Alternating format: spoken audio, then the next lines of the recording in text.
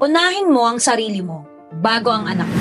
Bakit? Ang dami nagsasabi sa akin before na sino ang uunahin nila? Anak nila o sarili nila? Lagi nilang sinasabi, anak daw nila. Bakit ang sinasabi ko ngayon sa'yo, unahin mo yung sarili mo? You can never give from an empty cup. Kung ikaw ay ubos na, anong ibibigay mo sa anak mo? Marami na tayong nakitang ganyan sa generation ng mga magulang natin. Pigang-piga na si nanay o pigang-piga na si tatay, kaya pagdating sa mga anak nila, hirap na hirap silang mahalin sila. Kasi sarili nga nila hindi nila magawang mahalin. Hindi ko sinasabi na wag mong mahalin ang anak mo. Mas magiging mahal mo ang anak mo kapag inuna mong mahalin ang sarili mo. Pinakamagandang example nito, pagkakain kayo ng anak mo. Sinong unang kumakain? Sinong una mong pinapakain? Yung anak mo na sobrang taas ng energy, takbo ng takbo, susundan mo ng susundan, tapos susubuan mo, tapos ikaw gutom na gutom. Bakit hindi mo hayaan yung anak mo maglaro muna? Kasi ikaw, busugin mo muna yung sarili mo, tapos saka mo ngayon siya pakainin. Para ngayon, kapag naghahabol-habol ka, hindi ka gutom na gutom. Hindi mo mapapalo, hindi mo mapapagalitan. Pag i-enjoy ka pang habul-habulin siya, meron ka pang energy makipaglaro sa anak mo. Same sa buhay. Unahin mo yung sarili mo. Unahin mong mahalin yung sarili mo. Kasi kapag ubos na ubos ka na,